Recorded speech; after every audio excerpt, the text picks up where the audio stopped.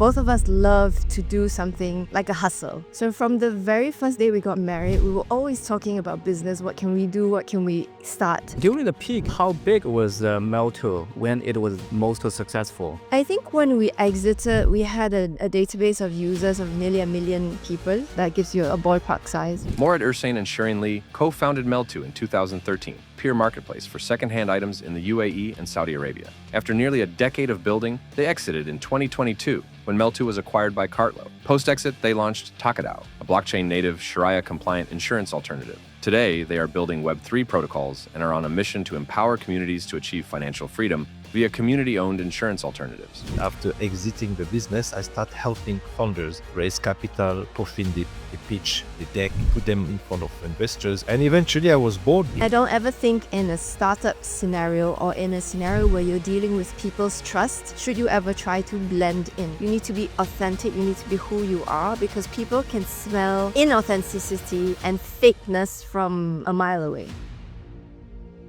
Hello and welcome to Build It Up, where AI meets crypto, technology meets humanity, and East meets West. I'm Bill Chen, the co-founder of Cypher Capital.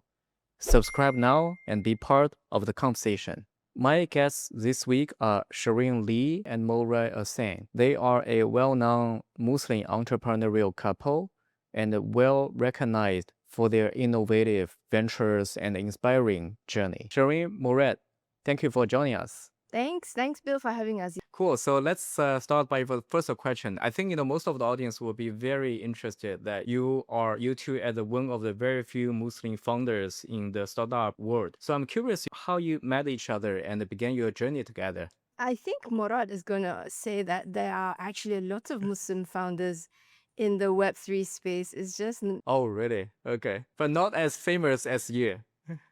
Right, they're not, you can't really tell. Would you agree? Yeah, there are many people, a couple founders. It's because maybe we were kind of the first couple founders in Dubai when we started our first company, Melltoo.com, which was really like a mass. No, he's not talking about couples. He's talking about Muslim founders in Web3. Muslim couple founder.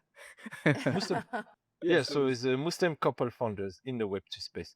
Yeah, like I say, it's maybe because we're more exposed, more global. We go to many events together, and that maybe makes our brand and the way we look as well could also be kind of different from other Muslim couple, because not every Muslim are kind of have a big beard like I do, and Sharon wearing niqab. That's maybe something that makes a difference. Yeah. I'm very curious where you met with each other and how you start the startup journey together. Yeah, we actually met in San Diego, California, where we, US. when I was a student and she was also a student. And so as Islam advice is to keep marriage very simple. At the time, I was a broke student. I could not afford to pay a big mahar for to get married, because a Muslim man is supposed to pay a sizable amount the wife that's going to marry. Alhamdulillah. So, and before you were from France, right? From France, and you went to US for the college. Exactly. I was born and raised in France, and she's from Singapore, and she can tell you a little bit more about her journey. And yeah, so it was a very simple marriage, and we met, and we decided to get married as soon as possible in the local mosque. That was as simple as. Yeah. Awesome. So I want to say Morrad is very sleepy today because I can hear it in his voice. But how did we get started on this journey? I think after I think we call it fate, okay? In Islam, we call it qadr Allah. But when we have this match, we're both entrepreneurs, like from day one, right? So it wasn't one person leading the other. It was both of us love to do something like a hustle. So from the very first day we got married, we were always talking about business. What can we do? What can we start as entrepreneurs? So I remember our very first business was literally going to collect stuff from the universities. We were very close to USC, University of Southern California in LA. So after the students would move out of their dorms, they would have so much stuff that they just leave there. So our very first side hustle was to go and collect all this stuff and try to resell it. Of course, it was a terrible idea. We failed miserably, but we did a lot of these kinds of things right from almost from the beginning of our marriage. And so from then on, it just kind of ballooned into bigger and better things. And we've been partners, business partners, building businesses for the last, I don't know how many years, 25 years now. On top of that, I'm very curious. During the course, you convert from, let's say, I guess you're from a Confucian culture circle in Singapore, right? And to become Yes. a Muslim. How do you feel this whole journey, and how do you see the difference and the common thing, between the Confucian culture and the Muslim? Okay, so one thing, I am ethnically Chinese, so that's what you mean by Confucian culture. Yes.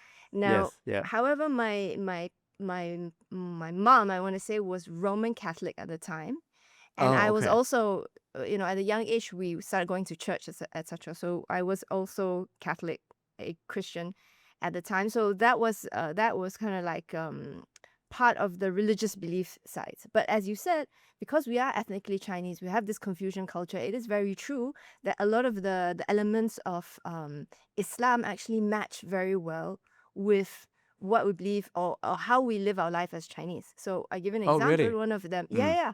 One of them is, 孝顺, right? So you have to be Yes. filial piety to your parents. You have to take care of your parents. And as a matter of fact, in Islam, the most important people, so there's a hadith, or there's a saying from the Prophet, which he was saying, you have to, the first one that you need to love the most, of course, is Allah, is God. And then is the Prophet, and then is your mother, and then is your Mm. mother, and then is your mother, and then is your father.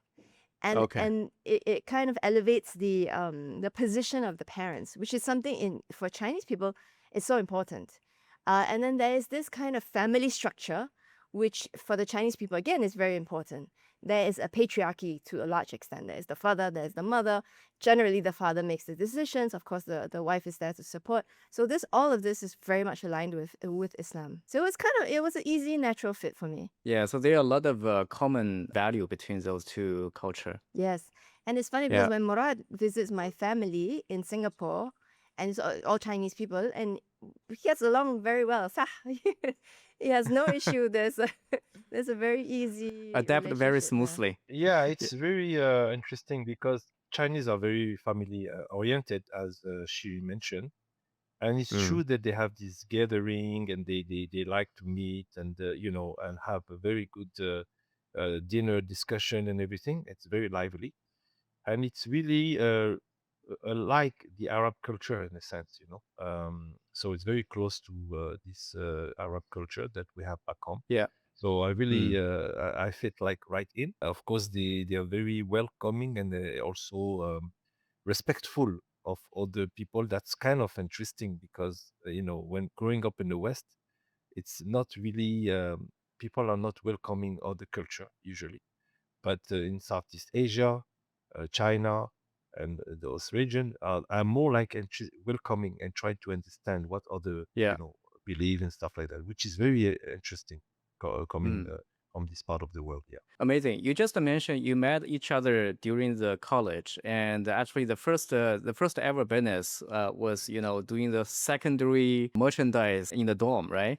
And I understand your first Web2 initiative is a secondhand e-commerce initiative. Can you talk about a little bit for this and how you create this business in Dubai? Growing up in a family of 12, 13 children, okay, it's very interesting that my mother, may Allah have mercy on her, was very careful in trying to save, in a sense, because when you have a large family and large kids, yeah, so you have to make sure you don't waste clothing, especially. So it was kind of interesting because I grew up in this family and I was the last boy of a large family. And what was interesting is that I had to use or recycle the clothes of my brothers, and that's not always a good thing. You would think, it's like, oh, horrible. I'm not going to wear my brother's clothes that have been like sitting on, maybe some of the shelves for years. So I was really, really naughty boy, and I didn't want to use clothes basically to go to school. But because had very limited means back then, I would argue all morning. So at one point, my mother would dress me by force. So you do that, or you're not going to school, whatever. And eventually, I was wearing one of the jacket of my oldest brothers. So very like old jacket, like leather type jacket. But suddenly, when I go to the school, every single kid's starting watching me, and wow, I was petrified because I'm like, again, I'm wearing the worst possible outfit, and everybody's gonna start making fun of me. And eventually, they all came to me and they're like, "Wow, where did you get this jacket?" So, and starting praising me somehow. Wow, it's a very nice one. So So it was cool. yeah, exactly. Because what we call the fashion, or like what they call vintage, didn't even exist back then. So I was part of this. I would say the vintage movement before the vintage movement even existed somehow. So I start looking, digging then into my older brother's clothing to see if I could find even more treasure.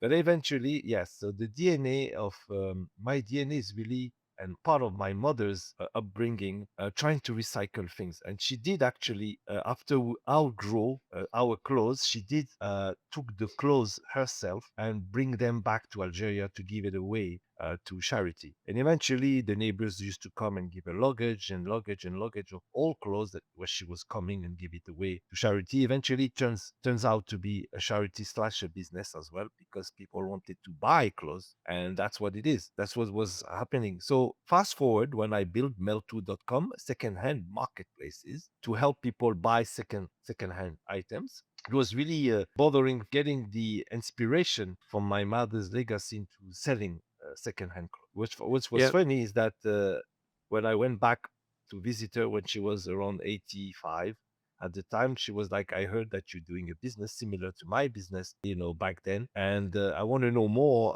How do you go about that? And I show her the application on the mobile phone, and she said, I cannot believe people could click a button and buy something without even meeting, and so on and so forth. You have to meet people, you have to touch the product, you have this.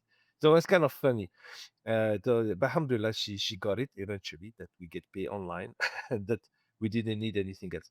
One most last line actually that was kind of interesting from coming from her. She's like, okay, fine, you're making money, you're selling on this application, but what is your impact, and what is the way she was putting it? If you don't have a charity angle into or donation angle into your product, eventually you're just working for money, but nothing good for the society. And then eventually, from this little line, she inspired me to put a donation button on the application. That was like a striking moment for us to actually grow double, actually. That is a donation to where? To your hometown, or it's a global donation? So basically, what we were facing, when you build the two-sided marketplace, is very difficult. Why? Because you need to get the supply and you need to get the buyer. So we were struggling to get a very, very strong number of used item on the platform at the beginning. But and one of the blocker in UAE, people are very wealthy, okay, and they didn't feel like selling the second-hand item because they didn't need the money. So that was a big challenge. But when we install, sell your items that you no longer need, and this money that you will make could go to a local charity.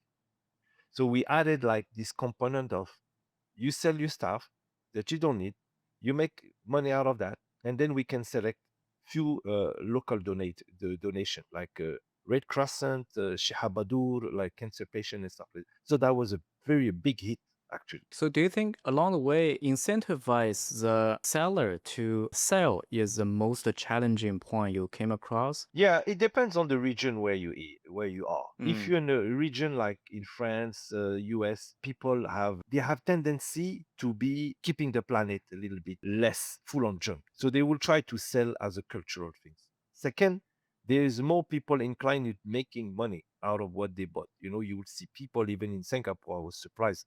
People literally selling trash, and I'm like, why this is even value for that? And they were keeping it and trying to sell again. But in the Middle East, the culture of selling secondhand was very taboo things. If you're Lebanese, you live in Dubai, and you sell your stuff on Facebook, they think you're broke. For example, what happened to you? Okay. You're selling your secondhand so far. Same thing for all the Arab culture. It's like, oh, it's like a shame to sell stuff. So we needed to create an incentive and the fact that you were donating were making it easier for them to make the move. So how many jurisdictions you were operating by then? We were doing UAE, and eventually we enter into the kingdom, Saudi Arabia as well. Yeah, so actually the hardest thing about that business is logistics. Logistics. Okay. The thing that makes it unscalable and difficult to scale, because you Mm. need to have boots on the ground. That was But the most challenging mm, part about that business. for logistics, in the end of the day, what was your solution? Like, do you still rely on the external part? Yeah, so when we were around, this was many years ago, so we started in 2014, 2015. So Mm. at the beginning, there was no third-party logistics like we have today. Today, the third-party logistics are extremely efficient.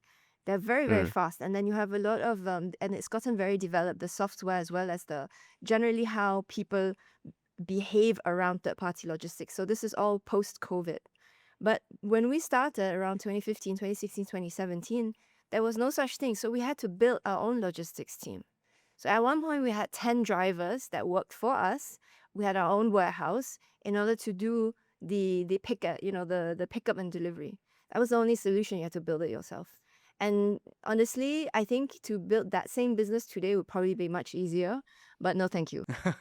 Sounds like timing is always very important for entrepreneur Timing. getting into a domain, right? 100%, yeah. And, timing and infrastructure, the mindset of the people.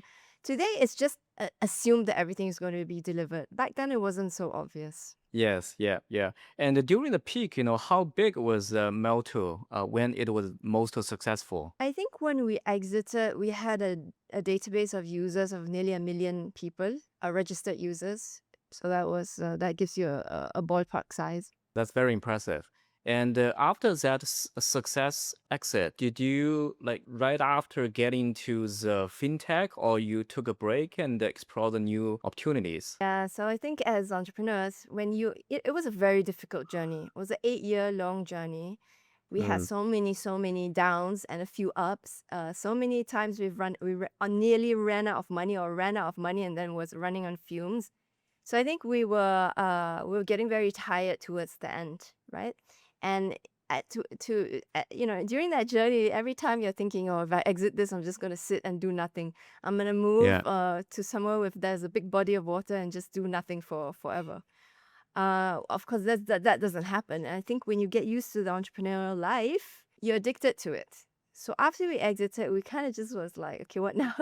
What do we do with ourselves? When was that? 2022. So the acquisition took a long time. Took nearly a Mm. year to close. So many reasons why that is. This is a whole other podcast. But I think what we wanted to do at that point was we're used to the adrenaline fueled lifestyle, which is entrepreneurship, right? There's always something new and exciting and challenging that you have to do and make an impact on. So what we wanted to do was to make an impact. And then the business that we picked was opportunistic, was like we saw what was going on around us and what we needed. And we said, well, Takadao, what we're going to do is going to make a huge impact. And we just went for it. From very day when you just get into the Islamic fintech insurance, that's how you define the Takadao from the very beginning? For me, it's always been in the back of my mind because you cannot get away from finance. Doesn't Mm. matter what domain you're in. Doesn't matter if you work for somebody or you're an entrepreneur, but even more so with entrepreneurship, because you're dealing with a lot of money, you cannot escape finance. So it's always something in the back of my mind. As a Muslim, we have these rules around finance, and very often in the real world, you cannot properly apply those rules because the financial infrastructure doesn't exist for you to do so. Because there are not many sort of a compliant supply over there, right? The whole system is incompliant. So you're trying to Mm-mm. build compliant things on a non-compliant system and infrastructure. So it's always been something that's bothered me. So I wouldn't, it was something that, an itch that I needed to scratch, I think. So can you also educate us a little bit, what's the definition of the Islamic insurance product? What's the compliant way to do so? You go through this transition, and what we were trying to do as well, it's to look at the new wave. When you're stuck into your own venture for the past 8, 10 years, you're actually so consumed by building what you're building that you don't You don't look around at what's happening. Of course, you add up on new technology, new API, new integration, new way of building your stuff, but you really become a master of what you do in the payment, logistic, second-hand product, and everything. Okay, but whatever is happening around you, blockchain, AI, crypto, and all that, you just blank. You like, I'm not interested. I'm building company and I don't have time to look at that. So the first thing I did personally is after exiting the business, I start helping founders raise capital, puffing the pitch, the deck, put them in front of investors, angel and VC. And eventually I was bored because most of the time I was like looking at products that were not really changing a lot, not bringing a huge, impact or changing the way we do things, And I'm like, just is an addition to whatever exists already. It's a good, but it's not exciting. Eventually, I start reading the white paper of Bitcoin, and Sharon did the same thing. And I was fascinated because going back to Sharia compliance and the clear money, good money, sound money, like we call it, versus fiat money that is overprinted.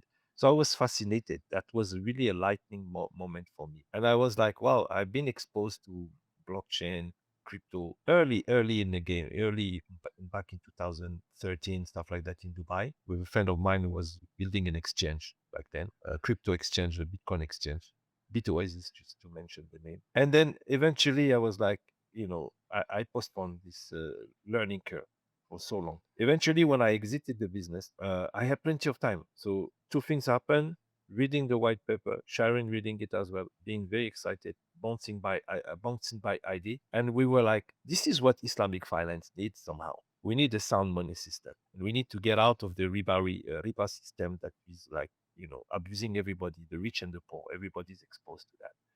So eventually, we had a different story, but for me, it was really trying to build a product that aligned with our Muslim vision and Muslim ethics and religion. And for us, blockchain and Bitcoin in particularly were very like revival for me to step into building what we're building today, Takadao. Yeah, on your question on Sharia compliance and what makes a product, of course, there's tons of document, tons of way of going about building Islamic product or Sharia compliance product. The good news about Sharia compliance product, as we all agree, it's safer because there's more compliance. Back in 2008, during the crisis, banking crisis and stuff like that in the US, the region was the least affected were actually Islamic finance, Islamic banking, because they had more compliance. So that was something that was also a revival back then. So most of the international bank actually were trying to raise capital from those, Gulf banks and stuff like that. And Islamic finance actually kind of spiked at the time because it was more like safer and stronger, okay, in terms of verification compliance. So imagine you have more compliance that makes it even more trusted entity. But in general, to keep it simple, uh, Sharia compliance product, they have to get, rid of riba, interest. You have to get rid of uncertainty most of the time, things are, and gambling elements. Let me give the broad strokes on what constitutes Islamic finance. Now, very roughly, the key differences between Islamic finance or Sharia-compliant finance and traditional finance as we know it today is that we are focused in Islamic finance on profit sharing and risk sharing, and we do not encourage the accumulation of capital that isn't circulated. Okay, now that's very technical, but essentially what that means is that the system itself encourages investments and that people deploy their capital to do something productive and useful. Which is why interest-bearing loans and interest itself is something that is forbidden in Islamic finance, because the owner of the capital doesn't actually do anything productive besides lend the money out, and they earn based on simply lending the money out, which is in itself not a productive event, right? So lending the money doesn't produce milk, lending the money doesn't help you grow trees or whatever. The person who takes the capital and does something, that's who is actually doing the productive work. So the relationship that generally should be that the provider of capital is investing in that and getting the risk and the reward. I'm sorry. Yeah, exactly. So if there's any loss, it shares in the loss. If there's any profit, it shares in the profit. So fundamentally, this is how Islamic finance works. And there's a very strong, obviously, ownership of capital. Not ownership, but the ownership of property. Not capital, sorry. Ownership of property. Okay. Anyway, long story short, when it comes to insurance, you need to look at the history of insurance, how it was before. Insurance was always done in a way, back then, the very origin of insurance, in an Islamic way, which was that people who shared the same risk would put their money together to protect one another. So the best example of this was obviously the origin Lloyd's of London, when the ship merchants, they got together and they say, well, we're taking these perilous journeys. We very often lose our goods. Let's help one another. If somebody loses his goods, then the others will compensate him, and so on and so forth. And so all of them shared the same risk, which was these, cross Atlantic Ocean journeys, whatever. And so they put money together to protect one another. Now you fast forward that to somewhere in the 1900s, and what you see is they invented actuarial sciences, which is fancy mathematics. And all of a sudden, the guys who understood this mathematics, they said, well, hey, we have figured out a way to correctly predict the likelihood of an event happening, and therefore we can now take a bet for or against the event.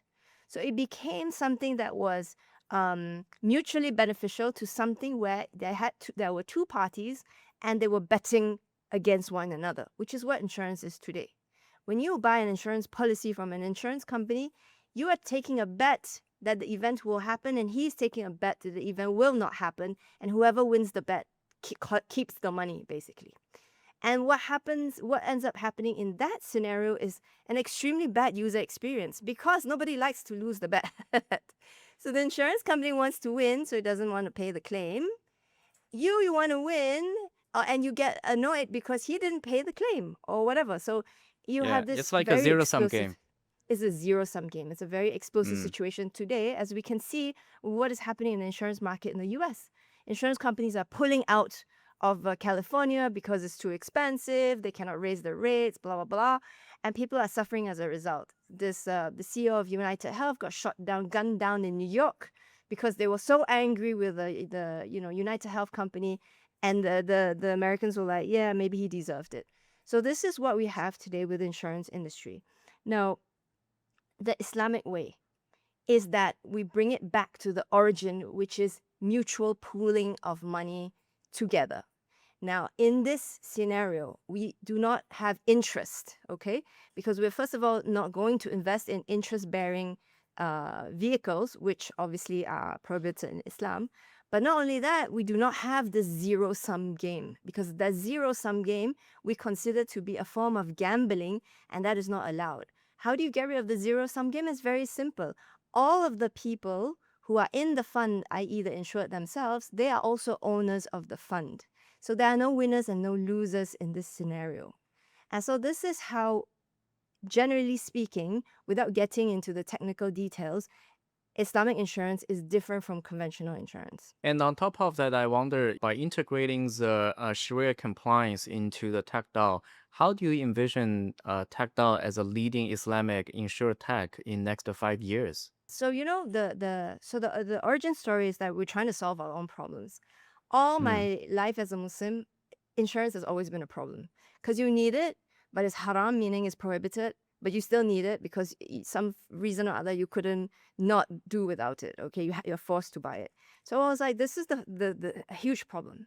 But when I look beyond that, what I realize is a very simple fact, which is that half the world lacks basic insurance. Half the world lacks basic insurance. And the reason why this is the case is because insurance companies, Sorry, why is half? like 50% of the world. You mean of the global population? Of the global population, exactly. Yeah. And the reason why this is the case is because insurance companies are completely for-profit enterprises, and they will not go where it doesn't make them money. And not only, let's say, break even, but they will need to make tons of money. Otherwise, it's an opportunity cost to their capital, and they will go somewhere else to make more money. And this is why the world is not properly insured. And this is the problem that we are solving. Because when you build this technology that enables communities to self-insure, these communities are not profit-seeking. These communities just want to have protection and insurance and to help one another.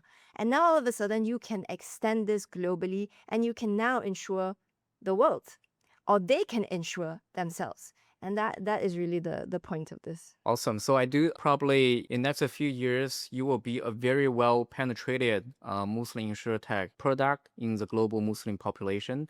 And quantitatively, like, what is your plan and how do you envision this? Well, look, it's very interesting. We have few elements here that shows that this is kind of inevitable. You have the fastest, youngest population growing at a rapid rate, I would say. On average, Muslim families, Muslim all over the world, they have an average of 2, 3 kids per couple.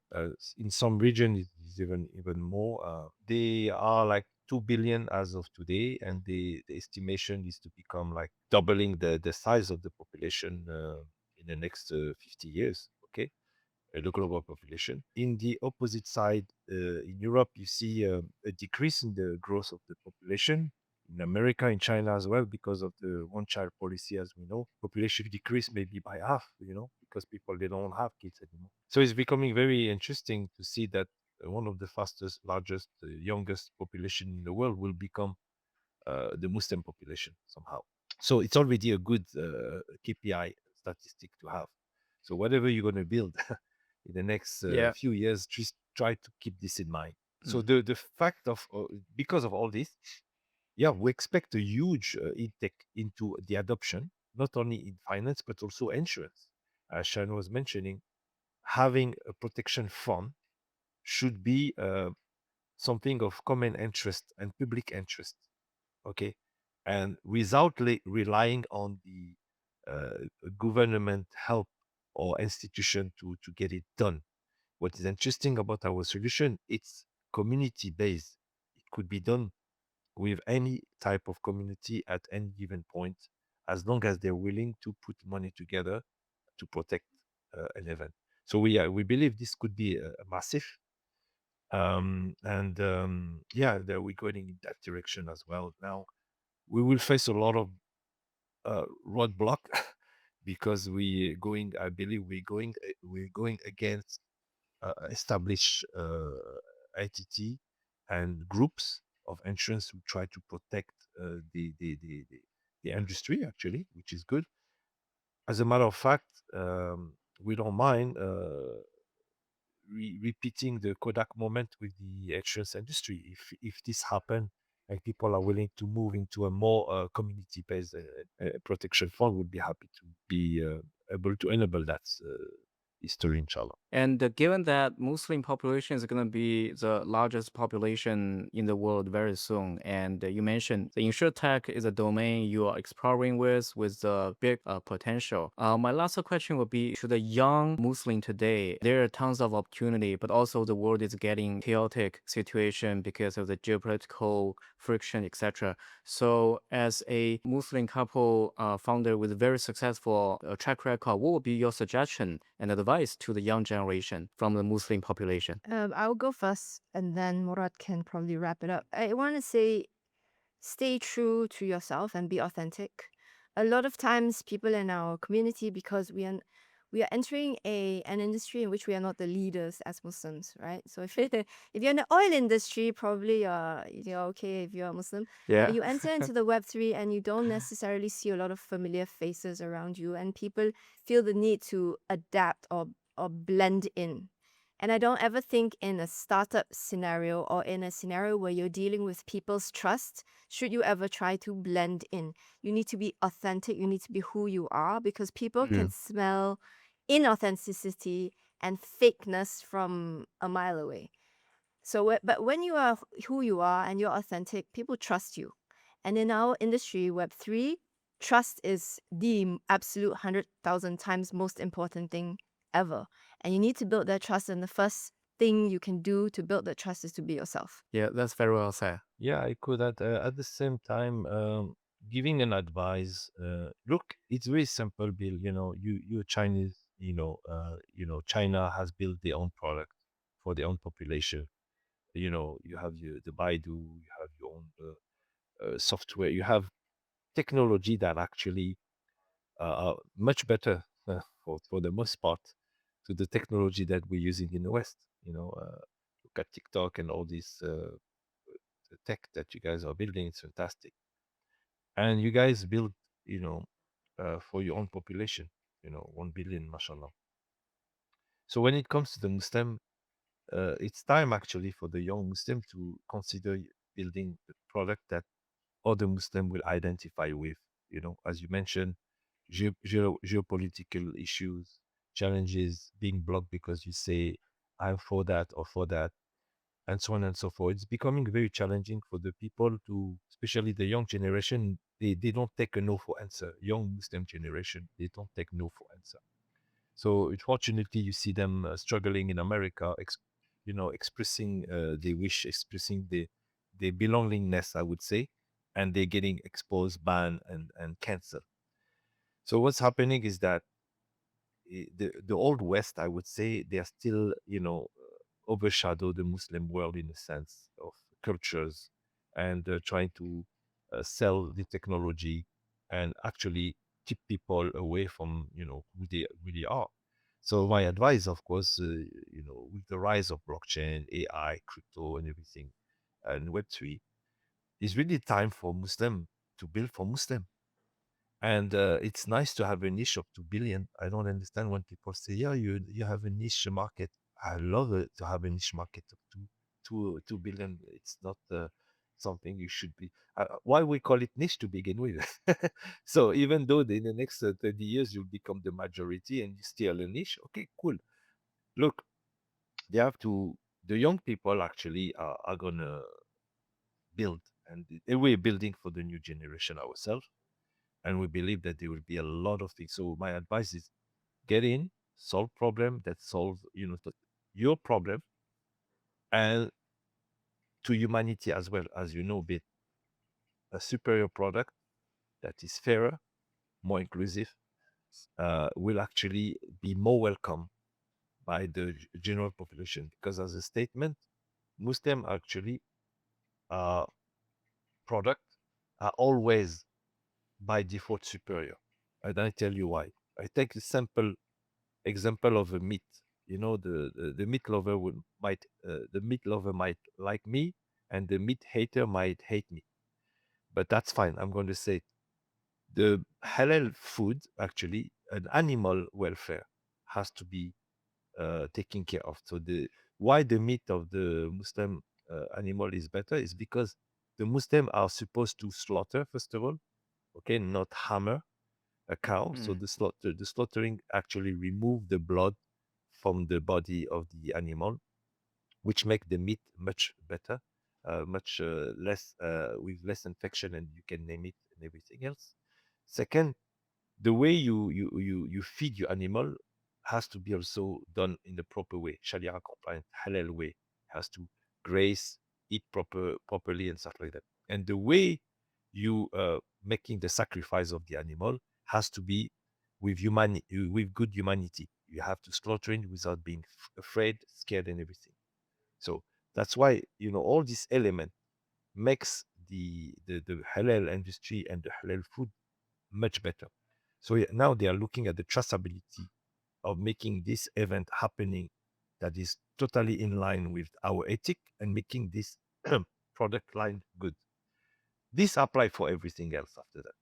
So you start with the plates, then you move to finance and everything. And that's why Sharia halal products are usually better, not only for Muslim, but for the world. Well, that's very insightful. So basically, be authentic, be yourself, get into the tech and Web3, and also focus on the Muslim population because that is already huge enough. Focus on their native demand and then try to find the product market fit. Yeah, I think all the Muslim young generation would appreciate those advice. Cool. Yeah, I think that's pretty much for today. And thank you again for the time. Thank you so much. Thanks, Bill. Well, that's all for today on Build It Up. We will be back next week with another inspiring guest. Subscribe now so you will never miss our amazing interviews. Until next time, this is Bill Chen. Goodbye and take care.